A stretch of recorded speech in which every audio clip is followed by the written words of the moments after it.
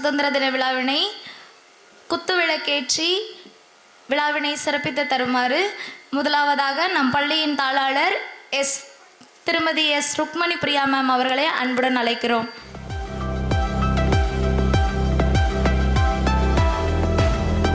திருமதி S Evelyn Rose Annie ma'am State Bank of India அவர்களை விளக்கேற்றி வைக்க வருமாறு